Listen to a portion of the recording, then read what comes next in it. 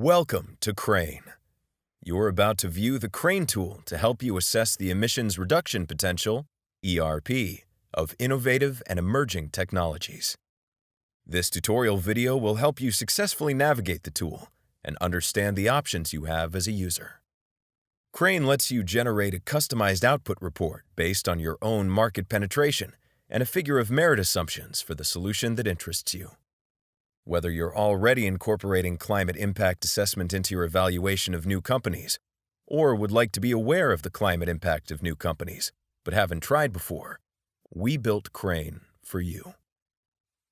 When you first enter the Crane app, you will see 6 categories of technologies that you can choose from: agriculture, buildings, electricity, manufacturing, transportation, and carbon dioxide removal.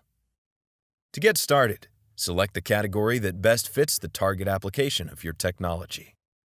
Crane is designed to provide the best fit results for a broad range of categories. Later on, you will be able to adjust default metrics to accommodate your target technology's application. On the following page, choose the technology type that you are interested in analyzing. It's okay if this isn't an exact match, since we will show you how to customize the default model to better analyze your own. There are solution filters listed on the left that can help you narrow down your search with certain keywords. You can also use the search bar to find solutions by name or keyword. We'll narrow down our search to solar power and then select the solar PV solution and click Next. Remember, Crane is designed to evaluate new and emerging technologies. Sometimes this is straightforward, because the solution provides a radically new and direct replacement to existing technologies. But solar photovoltaic technology has been around for decades and is already part of all sector emissions projections today. So in this context, you are modeling the benefit of a technology that would offer an improvement to existing and anticipated solar PV technology.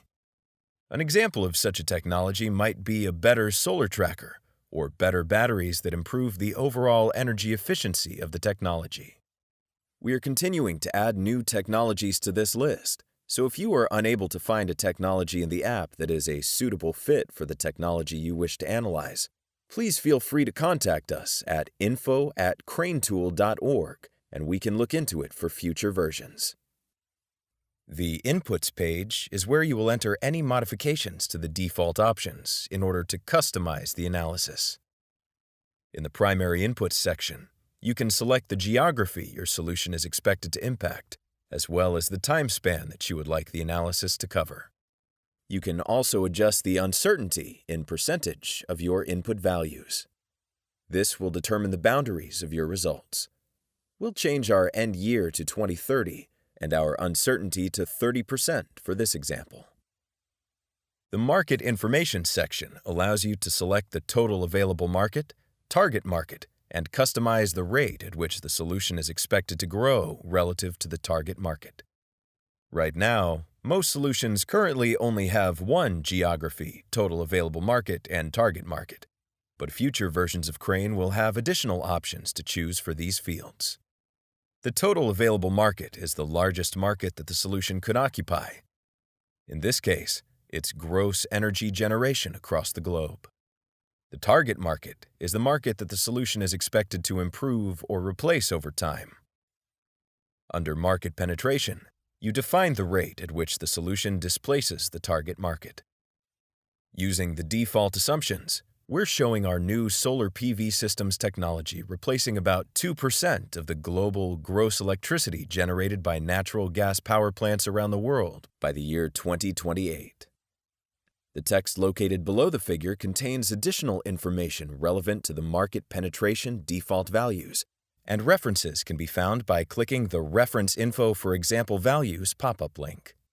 This default case assumes a very high degree of improved solar PV penetration within the overall power sector. However, you can adjust these values to represent the scenario that you are interested in analyzing. You can delete existing values by clicking the X next to the number and enter new values by typing the year and market penetration as a percent for that year in the fields above the table. You can copy and paste multiple years and values at a time by putting them in Excel and copying both fields at the same time, then pasting them into the year cell. If you have data for each year, the raw data will be used in the calculations. But if you only have data for some years, the data will be fit to a curve, and market penetration for all years will be estimated by the chosen fit method. Select a fit method for your data using the drop-down menu. The points on the figure represent the raw data values, and the line represents the estimated values determined by your fit method that will be used in the calculations. The plot will update so you can visually estimate the best fit for your data. For some solutions, there are no additional input sections. This could be for multiple reasons. There may be no significant established market, no emissions-related performance metrics to adjust, or it may be that impacts on related markets are not relevant here. Some solutions have a section for established market, if there is an existing low GHG solution market that the new solution is expected to displace, along with its displacement of the target market, and/or a section for figure of merit. Still, other solutions may also have a field for a related market, which is not shown in this solution. We define a related market as a separate low GHG market that is expected to grow as a result of deploying the solution of interest. For our new solar PV solution, the established market is gross electricity generation from utility-scale and distributed solar PV systems. This represents the mix of incumbent clean technologies. The following table and plot show how the market cannibalization of the established market by the new technology market will be incorporated into the analysis. The default values in this example are all 0, which indicates that we do not expect the solar PV solution to eat into or cannibalize any portion of the established market. However, you have the option to adjust these numbers in the same way as the market penetration if you expect that deployment of the solution will result in a relative reduction of the established market over time. For this example, we will change the market cannibalization rate of 3%, which means that 3% of the new technology market will be replacing the incumbent low GHG technology instead of the incumbent high GHG technology. If you have any assumptions or justifications related to your inputs that you would like displayed in your report, you can add them by clicking the plus sign located to the right of the section title. The last section we see is for figures of merit, which can also be described as the performance metrics of the new technology market. Here, we use the established market figure of merit and a default or user-defined figure of merit for the new technology in order to infer the greenhouse gas intensity of the new technology. Doing so allows us to calculate the emissions reduction potential. In other solutions, a target market figure of merit is used as a baseline when there is no established market. In this example, the values represent the average photovoltaic system efficiency of the incumbent technologies serving the established market. This is the ratio of electrical energy output to solar energy input. The new technology figure of merit is a representation of the total system efficiency of the solution. You can see that the efficiency of the new technology is an improvement over the efficiency of the incumbent low GHG technology, shown on the figure for reference. From these values, we can infer the total greenhouse gas intensity of the solution based on this equation. Now that we have made all desired customizations, we can generate our output report by clicking Run Report. The goal of the generated output report is to provide you with a sense of the potential reduction in greenhouse gas emissions as a result of deploying the technology of interest, as well as the effect of different variables on the expected ERP. The first figure demonstrates the annual emissions reduction potential as a result of deploying the solution between the start year and end year we provided on the previous page. By clicking the tab labeled Cumulative ERP, we can see the cumulative emissions reduction potential. In addition to the ERP for our customized inputs, shown in green on the annual ERP figure, the blue line represents the ERP for the crane default values for comparison. Below that figure, there is a heat map which illustrates the emissions reduction potential for year 2030 and for scenarios in which both the market penetration and figure of merit are 30% higher and lower than our estimate. The middle box corresponds to the middle line on the annual emissions reduction potential plot, and the higher impact and lower impact lines correspond to the upper left and bottom right boxes of the heat map, respectively. These values are based on the uncertainty value we defined on the Inputs page. You can also view the cumulative emissions reduction potential heat map by clicking the second tab.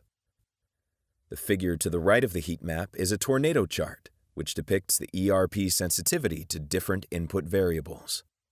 Each of these variables were adjusted by plus and minus 30% to calculate the percent difference in ERP. Here, we can see our estimates of market size and market penetration influence the overall emissions reduction potential of the new technology more than the other variables for this solution scenario. The figure below depicts a stacked plot of the size of each market.